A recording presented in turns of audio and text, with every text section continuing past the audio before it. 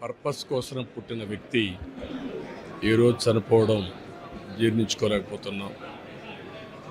రామోజీరావు గారు నాకు 40 సంవత్సరాలుగా తెలిసాయని. ఆయన అనునిత్యం సాధన చేసింది సమాజ హితం కోసం పనిచేశారు. ఈ తెలుగు జాతి కోసం పనిచేశారు. ఒక మామూలు గ్రామంలో పుట్టి, సాధారణ కుటుంబంలో పుట్టి, ఒక అసాధారణమైన వ్యక్తిగా తయారు కావడమే కాకుండా ఆయన ఈరోజు చూస్తే ఒక వ్యక్తి కాదు, ఆయన ఒక వ్యవస్థ కింద తయారయ్యారు. ఆ రోజు ప్రారంభించింది మనం ఒకసారి చూస్తే మార్గదర్శితో ప్రారంభించి, మార్గదర్శి అయిన తర్వాత ఈనాడు ప్రారంభించి, అదే మాదిరిగా ప్రజా చైతన్యాన్ని మనం చూస్తే ఈరోజు రాష్ట్రంలో ఏ ఇంట్లో కూడా నిద్ర లేస్తానే ఈనాడు చదివితే తప్ప బయట వచ్చే పరిస్థితి ఉండదు. అంటే ఆ విధంగా ప్రజల్ని చైతన్యవంతులు చేయడానికి కానీ, విజ్ఞానవంతులు చేయడానికి కానీ ఆయన నిత్యం సాధన చేశాడు. ఆయన ఏ పని చేసినా కూడా నేను మొదటి నుంచి కూడా చూశాను, రాజీ లేదు.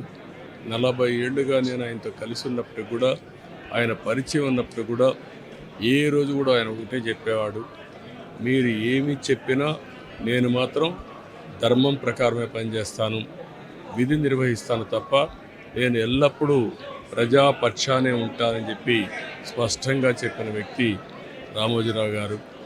అంతేకాకుండా నిన్న చనిపోయే వరకు ఆయనకు ఒకటే కోరిక, నా కోరిక అంతా కూడా నేను అనునిత్యం పనిచేసి పని చేస్తూ పనిలో చనిపోగలిగితే అది నాకు ఆనందంగా ఉంటుంది.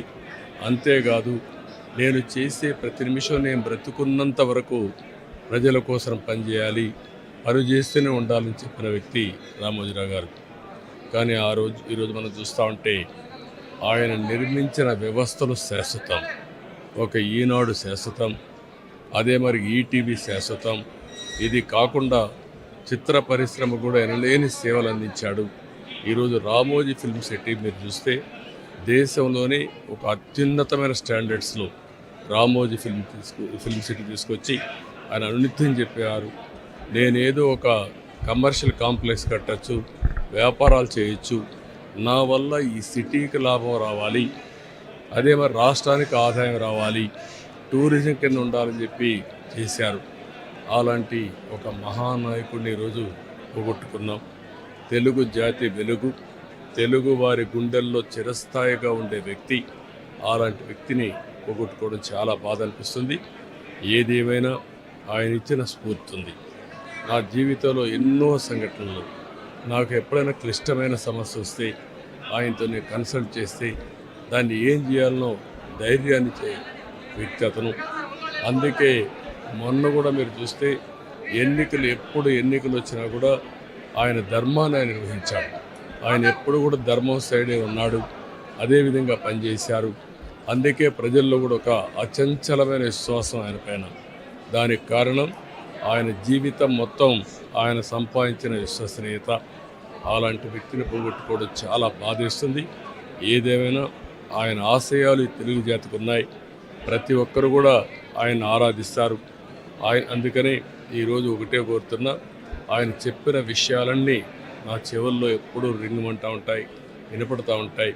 తప్పకుండా మళ్ళా తెలుగు జాతిని ఏ విధంగా ముందుకు తీసుకుపోవడానికి, అదే మరి ప్రత్యేకంగా ఆంధ్రప్రదేశ్ నష్టపోయింది, ఆ రాష్ట్రాన్ని అభివృద్ధి చేయడానికి రామోజీరావు గారు ఇచ్చిన స్ఫూర్తితో ముందుకు పోతానని చెప్పి తెలియజేసుకుంటూ, మరొక్కసారి ఈనాడు ప్రేక్షకులకి, ఈటీవీ ప్రేక్షకులకి, రామోజీరావు గారి ఈరోజు ఈ సంస్థలో పనిచేసే సిబ్బందికి, అదే మరి కుటుంబ సభ్యులందరికీ కూడా నా ప్రగాఢ సానుభూతి తెలియజేస్తున్నా. వారికి భగవంతుడు ఒక శక్తిని ఇవ్వాలి. ఆ శక్తితో మళ్ళీ ఈ లెగసీని కంటిన్యూ చేసి రామోజీ గారి యొక్క స్ఫూర్తి చిరస్థాయిగా ఉండడం కోసం వాళ్ళు పనిచేస్తారని చెప్పి ఆశిస్తున్నా. అదే సమయంలో ఆయన ఆత్మకు శాంతి కలగాలని భగవంతుడిని మనస్ఫూర్తిగా ప్రార్థిస్తున్నా. ఆయన చేసిన పనులు శాశ్వతం. భవిష్యత్తులో కూడా తెలుగు జాతి గుర్తుపెట్టుకునే విధంగా చేశారు.